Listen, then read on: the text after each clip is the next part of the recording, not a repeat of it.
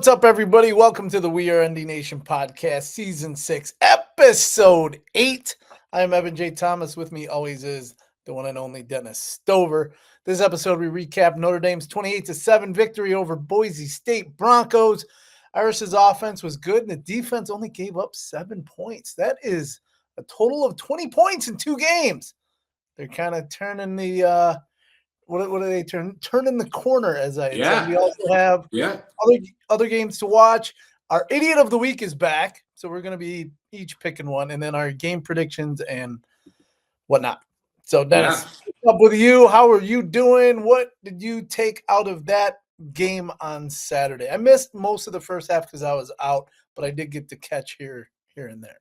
I'm glad we got the win, and the defense really, again, showing major improvement from the first, 2.5 games.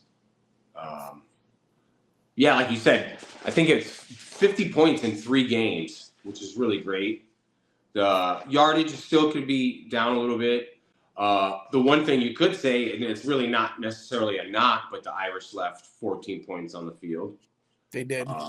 Which would have been really nice. I still that play calling inside the one with the with the Wildcat. Ding, ding. That was not even an angry one. With the Wildcat,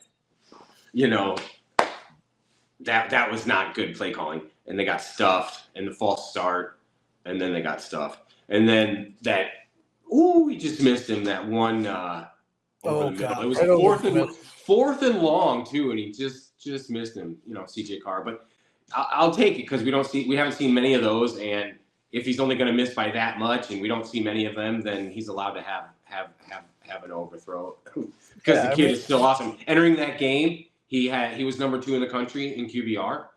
It was like 90 something, 98 something. It was but it was number 2. After this game, obviously, he's not number 2 anymore, but he still looked really good. And even though he missed some, he didn't have any interceptions. The line continues to improve. The offensive line continues to improve. Jeremiah Love and Jadarian Price. Those guys are just unreal, man. It's going to be sad when they leave. Is Price, are they the same class? One above the other. I really don't know. I think Love is a junior. Love's going pro this year. And Price very well could too. But let's hope Price is only a sophomore and he can come back. But I think he is the same class. So Jeremiah Love is a junior. Right. Why can't I find they're both juniors. Damn. Yeah, so that'll suck to see them both go. Maybe Price sticks around. Maybe they both stick around. Maybe the NIL is keeping people around longer. So who knows? But they'll probably go pro because running backs' longevity, professional careers are not long at all. True. Not like they used to be. Those guys get banged up so early on. So bringing up Carr and how he's been playing so far this year, which has been incredible. Awesome. Freshman. Awesome. So for this season, he has 1,280 yards, 11 touchdowns, 2 interceptions, and 86.3 QBR, which is currently 7th in college football. So, he went through to 7, but still, the fact that he only has 2 interceptions and, like you said, basically 2 missed touchdowns this past week, could have had more. But the team is just playing very cohesive offense. And that's basically what we want to see. I mean, they've been playing good offense the whole season. There's been again, they lost to Miami by 4 points, and they lost to A&M by 1. They scored. So it's not been on the offense. How many interceptions does Carr have on the whole year? 3, 4? 2. 2. I mean, what's his percentage? Completion percentage? Completion percentage is at home at 67%, non-conference at 60. So basically 67%. So he's almost 70%. The kid this is his first meaningful snap. 5 games. It's awesome. We haven't seen something like this since Brady Quinn, maybe Jimmy Clausen. But even Brady Quinn took a little to develop. Yeah, exactly. Because they were on bad teams. They were And on Jimmy bad teams. Clausen was, anointed that next guy, and it took him a bit to kind of get moving. Not like you said, we haven't really seen this, especially in a freshman. It's just like, here's a good example. And they were rivals in high school. Is the kid at Michigan, Underwood, Underwood. right? He was all everything. Supposed to just throw it to the moon and back, and he can't. But he struggled bad, and they were on the same level. I think in high school, Underwood smoked Carr when they had head-to-head matchups. I think Underwood was on teams that were just way better, and Carr was on good teams. But now you look at how I guess it's just how people from one level to another. Look at Trevor Lawrence. He's a good example. Yeah. Freshman, out of his golden boy, that guy, and he goes to the pros, and it hasn't always been there for him. So it's just kind of funny how that works like that. But yeah, CJ Carr is awesome. He is, and then like we were just saying, Jeremiah Love. Oops, I spelled his name wrong there. Oopsie. Let me fix that. Jeremiah Love. So there we go. We got him right. That's so nice you can do that. But yeah, just looking at these two guys alone, and I know I bitched about it a few weeks ago about Aeneas Williams getting carries. Fuck. Okay, I'm gonna swear. Fuck that. These guys, that's all they need are these two guys. Aeneas Williams could be the fourth quarter mop up guy when needed. So give him the ball. I mean, he'll have plenty of chances, I guess, next year if they go pro. So let's the defense. Let's talk about the defense a little bit. Yeah, 4 interceptions. Yeah, 2 by Moore. Moore is back. It's great having Moore back. 2 interceptions by him. Mm-hmm. Maddox, because that guy was running around. They did the whole story in the baseball family names. Dude, that is hilarious. Kind of cool. I'm not mad at it. It's fine. They like baseball. I can appreciate that. I like baseball. I'm really. They got more pressure. I mean, you got stats for the defense in front of you. 4 interceptions, 4 sacks, 7 points given up. 4 sacks. Yeah, 7 points. It's good. I'm glad they're doing more. They're not taking the bait on that bend, don't break. Don't bend, don't break. How about just stopping people? So get better this week. They have to get better this week. Because, well, we'll get into that. The North Carolina or NC State game in a little bit. I'm looking at that team, man. So Notre Dame's offense is scoring 43 points a game. 43 points a game, 5 in, and they just scored 28, which is so far the low of the year, which to me is crazy because, I mean, like you said, that easily could have been 40-something right there. So I don't know. I'm just seeing the defense coming along. Who's the other guy that's currently out? DB. Moore's back. Somebody else. Devonta Smith? No. Yeah, he went out again. Yeah, but he got hurt again and went out Saturday. So it's like he came back, was supposedly healthy, and then went out again. And then who knows what his. Hey, Johnson, though, freshman, he's playing well. Yeah, Moore's he's playing well. More. I'd like to see more of Adon Schuler, but he's been. What do you mean? He had meaningful play. He had a fumble. Meaningful. I guess what I'm saying is, there were a few early games where he kind of fumbled around. They all did. They all did. Yes, correct. So they were terrible. Is it just me, or have they not been saying as much about the linebackers as I think they should? That's good though. That means when you're not hearing their name called. That means Snead and Osbury. What do you mean? Osbury made that play late. Well, like I said, I missed some of the first half, so there's some stuff I missed. So yeah, they were flying around just fine. They definitely made up for their earlier play because Bowen was out of place in a lot in the last play of the Texas A&M game.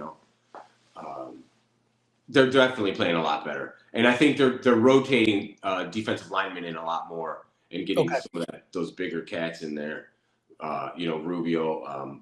Heinrich was injured, I think, but I think he might be back. I looked at the injuries earlier, but I don't have anything in front of me now.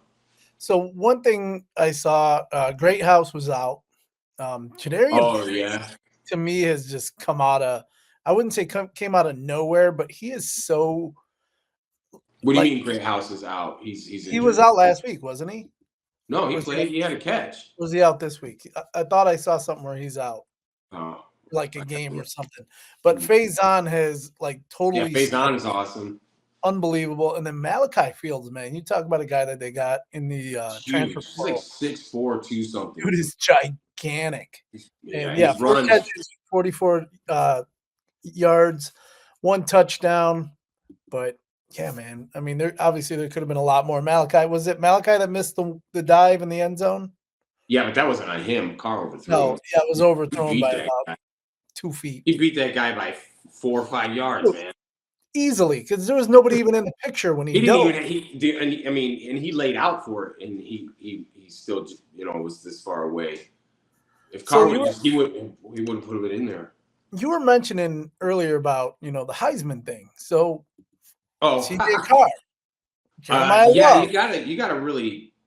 Yeah, I don't know where they're at, but it's funny how it is. It always seems to have to go to a quarterback on a team that's in the top 5, and I don't understand that because Travis Hunter, I'm not mad that he won last year, but I think it really went to Genty because It could have if gone. Genty doesn't go pro, I mean Boise State's, are they a playoff team again? Because So looking at it right now, and this is very Carson Beck and Carson Beck is top at, well, actually him and Dante Moore of Oregon Dante Moore, that's it. are both 550 odds to win. Ty Simpson at Alabama at 700, and then Jeremiah Smith of Ohio State at 750.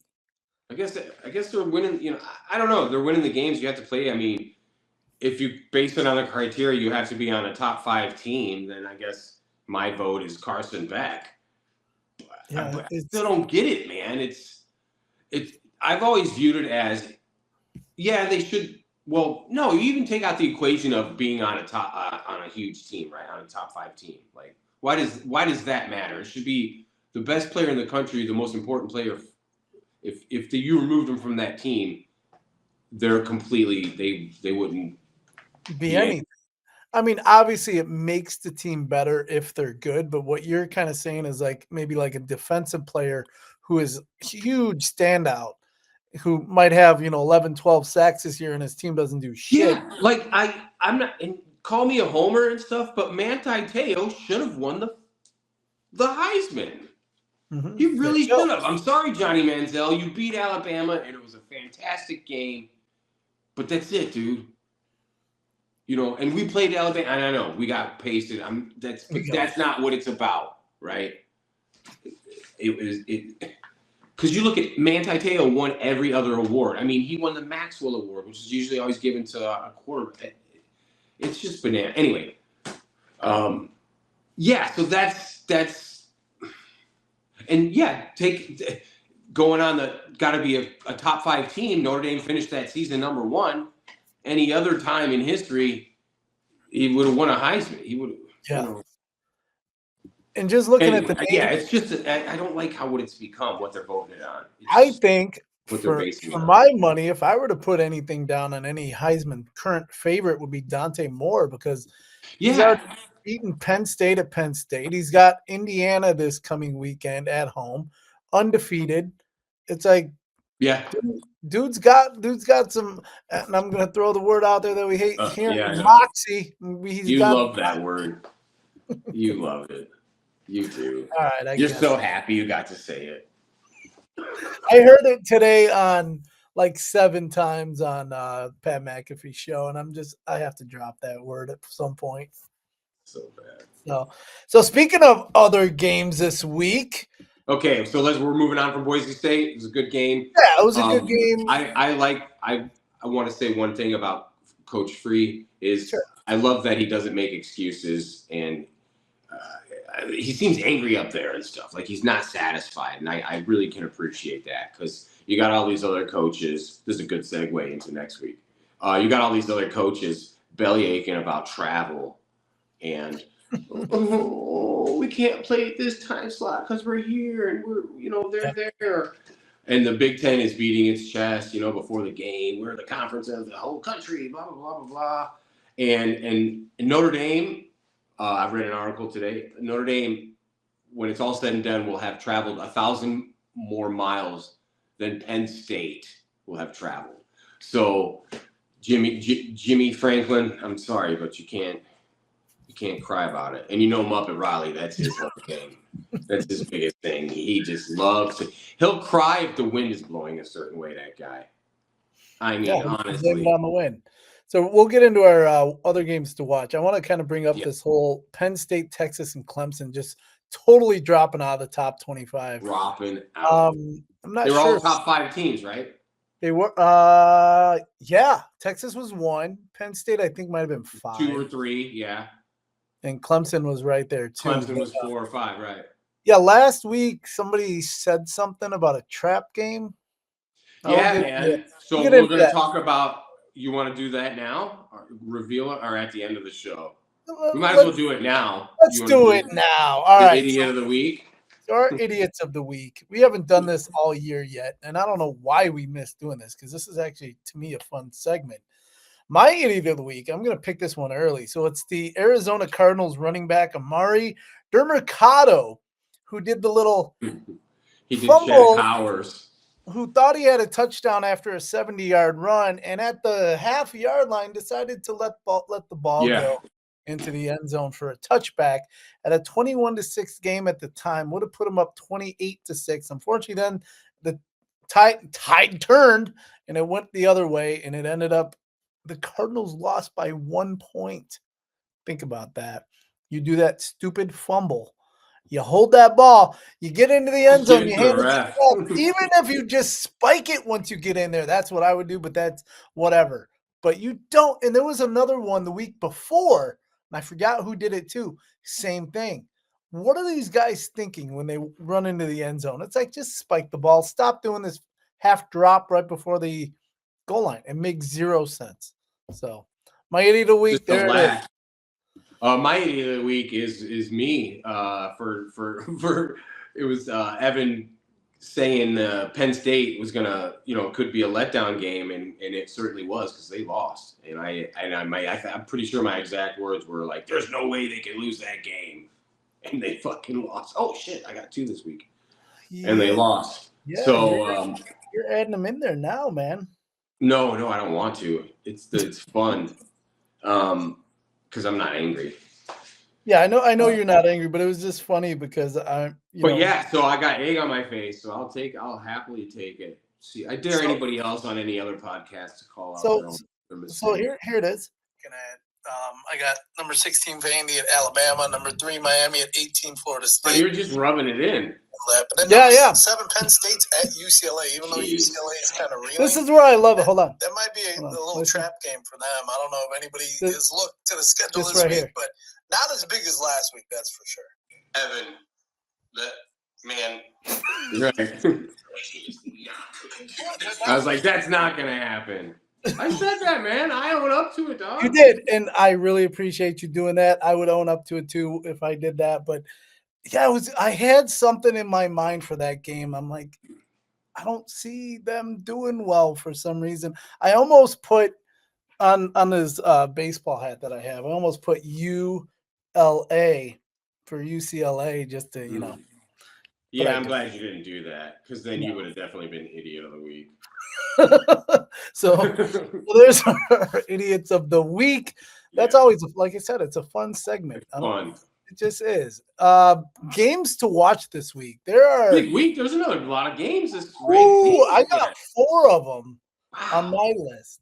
Wow. So we have number 1 Ohio State at Illinois, number 8 Alabama at number 14 Missouri, number 7 Indiana at number 3 Oregon, and number 6 Oklahoma at Texas.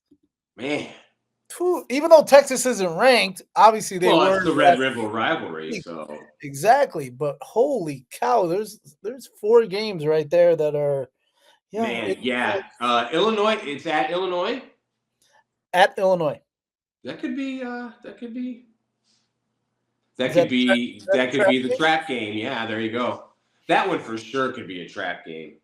But then again, is it a trap game when it's when Illinois is ranked and good, you know. Well, when I said the trap game, UCLA was Right, they're no shit. wins on the season. Right, but see, I don't. To me, it's like why I said it wouldn't be it's a trap game because a trap game is like for us this week, NC State could be a trap game for Notre Dame because we're looking ahead to USC. The reason why I said it's a letdown game because they lost to which they're walking into a trap because they're let down, I guess. But that's why I was just. But again, I was obviously way wrong about Penn State because James Franklin he can't coach in a big game and he can't coach in a little game either. Dude, he can't do it. Do you think he's going to actually make it through? Yeah, they probably won't find. I mean, not through the end of the season, but will he make it after the season? Once the season's over, it depends. If they lose another game, and depending on if they could lose to do they play Michigan? I don't think they play any. No, they play Ohio State. They play Ohio State. I think they also play Indiana. That's the game So back to Penn State real fast. Yeah, if they get blown out in one of those games, he might be gone. If they maybe have an inspirational loss, which is not a thing, but idiots say that. Yeah. That's why I was saying it sarcastically. But if he loses a close one to Ohio State, maybe they keep him. But if they get embarrassed again,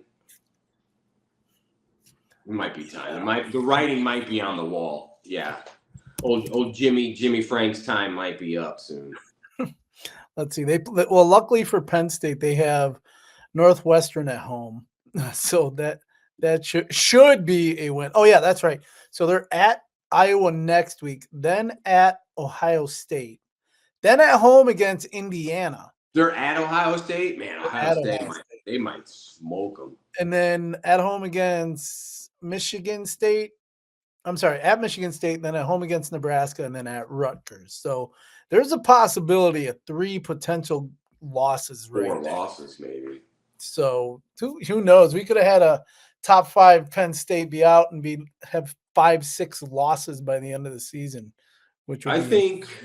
I believe that Ohio State may pull that out against Illinois, but it's going to be tough. I think that's going to be a tough game. I think the game that's going to be that people are they're going to beat I think Indiana might get smoked.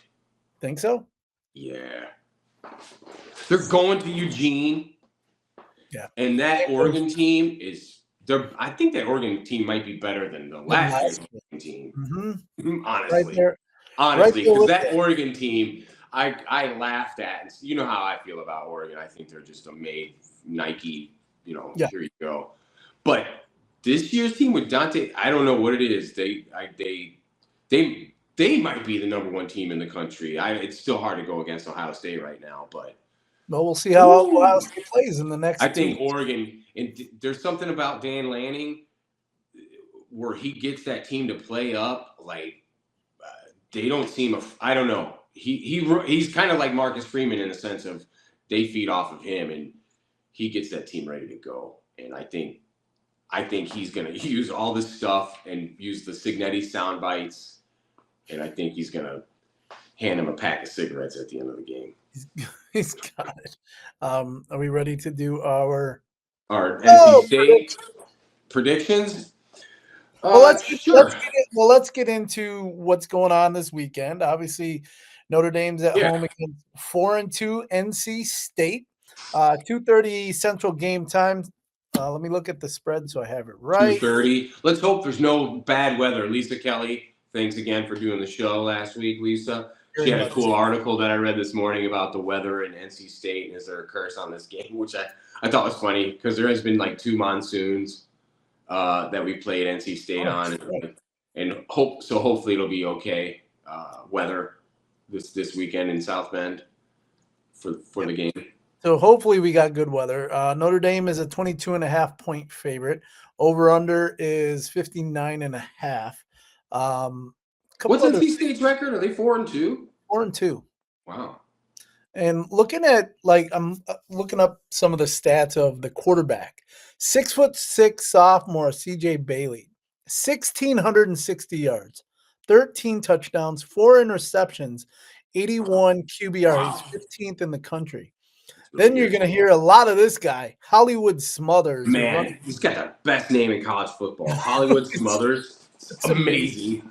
100 carries, 693 yards already, 5 touchdowns, almost 7 yards a carry.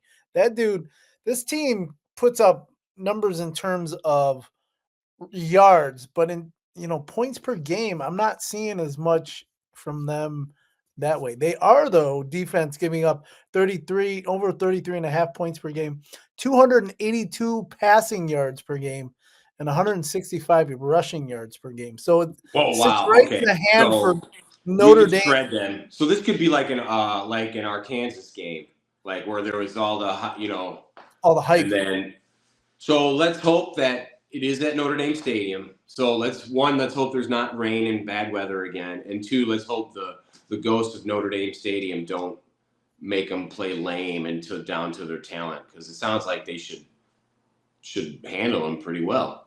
Yeah, another guy I was looking at too. Their wide receiver Latrell. Nope, wrong guy. Terrell Anderson, 21 catches, 388 yards. Wow. And their tight end, Justin Jolly, 28 catches, 256 yards. So they're going to try to go right there after. Yeah, and the CJ Bailey guy, though, he doesn't run. He has like 40 carries for like 63 yards. Mm. So he's not one of those mobile big quarterbacks like you've been seeing lately. He's 6'6", and he's basically there.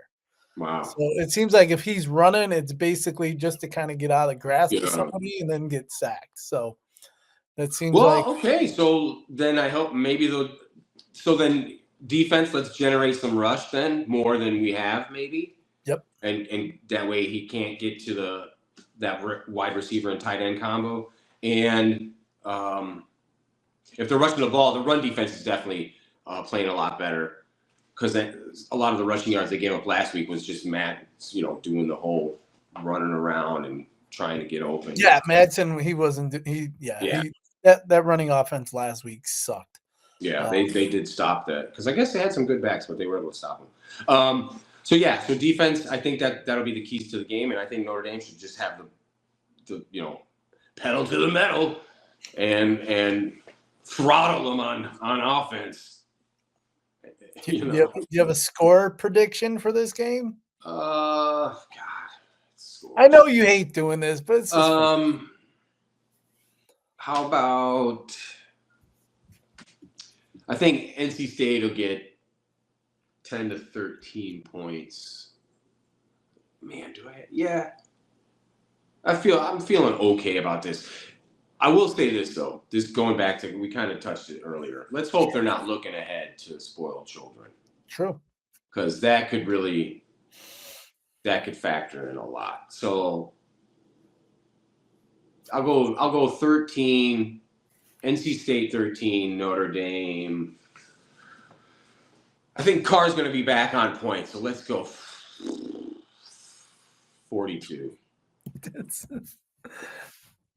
You're right on. You're right on with the with their averages, basically, right? Yeah, I mean, and I think they can keep averaging that. Maybe Love gets even more touchdowns. Yeah, and what's funny is the score that I have down is 44-17. Notre Dame wins. Oh, okay, that's a good one. So 17. I only put 17 because I think that their kicker or something, they'll get into field goal range and get some field goals. Like two weak ass, like 3 field goals, 2 or 3, something like Let's that. hope we didn't talk about this, and we should. I had no idea what those referees were trying to prove. Oh my God! What? 22 penalties for both combined teams. It was like 12 just for Notre Dame. Right. They split. I think it was, like I said, 22 penalties each, combined for both teams. It was bananas. I don't know what those refs were trying to prove, and I thought they were Mountain West refs, but they were from the ACC. They were awful, atrocious. Yes, all of that. So let's hope that Notre Dame doesn't get 12 penalties again, because See, that was the thing too. Going back to Freeman, he could have lambasted the refs, but he actually didn't. He he kind of was. He basically did what we just did. Was like, what? Are you sure about all that? But he never attacked the refs like you and I would. Well, he also would have to pay the I'm fine. just saying, it's just great because a lot of coaches make these excuses, and he has not at one time. So it's awesome. I love I'm him looking at the recap on ESPN. Here we go. So Broncos racked up 13 penalties for 112 yards. I don't see where it says it doesn't have Notre Dame's penalties on here, which is stupid. Like I said. But anyway, it was bad. It was awful. I even posted a meme of a football field covered in flags and going, here's a recap of Notre Dame, Boise State. Yeah. And it's like, Jesus. It's like watching the Raiders in the 80s and stuff, man. It was pathetic. So you have Notre Dame winning 42-13. I have them winning 44-17. Nice. Basically virtually the same stuff. Anything so. else? Anything else we got going on before we head out today? I don't think so, no. I think Oklahoma might win that Red River rivalry, especially if Mateer comes back. Arch Manning. Man, that kid. I feel bad for him, dude. Yeah. You and I were talking off script earlier. Anyway, and what was the other game? We missed one. Oh, Alabama. Alabama, Missouri. I could see Missouri taking. Yeah, me too. Alabama's. Once again they win. They beat Georgia and they're anointed. They're right exactly. there where they. Yeah, they're like, back. Come on, man. What I wanted to ask you, how do you like Notre Dame's ranking currently at 16 in the middle? I mean, they have 2 losses. I guess you got to see who's above them. I haven't looked at. I mean, I know who's above them, and Michigan, I think, is right above them. I wouldn't have. Michigan only has 1 loss, so I get that. But again, Notre, 2 losses is 2 losses. It's not good. But again, they're both of those teams that they lost to. Miami is what, number 2, and A&M is 5. Yep, exactly. So by combined 4 points. Yep. So looking at who's ahead, there's 7 undefeated teams in the top 7. Then you have Texas Tech at 9 at 5-0. Alabama's 4-1. Georgia, LSU, Tennessee are all 4-1. Georgia Tech, Missouri are 5-0. Then you got Michigan at 4-1. Then we're the first 3-2. So, yeah, I think we're right where we should be. Yeah, I mean, where else are you gonna put them? Because then people would bellyache and cry. They're fine. They just gotta play out. They gotta. I hope they can not leave points on the board like they did last week and they should average 40 points a week, honestly. Spoiled children play the Skunk Bears. Oh, Michigan. Okay, there you go. Yeah, I forgot about that. So, I don't know. I guess we hope that spoiled children win. Yeah, it's at USC. Yeah. Mm-hmm. Yeah, let's hope that. And then Illinois is 1 spot behind Notre Dame, so they're at 17. So that could be the game. Yeah. We'll see how that works out. But I hope so. Dude, awesome as always on the show with you. We'll try to get on guests. I just need people to respond to me. That's fine. Everybody does it. Everybody's doing their own. Everybody has a podcast now. And we don't really have a scheduled time where we do this. It's just lately we do it when we can. It's like today. Today's Thursday. It's in the afternoon. I'm heading out. I got shit to do's. So you're going to a show tonight. Going to a concert tonight at House of Blues. So check us out all over wearendynation.com. Also, we are on the socials on Facebook and Instagram, YouTube as well. And all of that. For Dennis Stover, I'm Evan J. Thomas. This is the We Are Indy Nation podcast. Until next week. Go Irish. And go Irish. That's go as far Irish. as I'm going to go with that.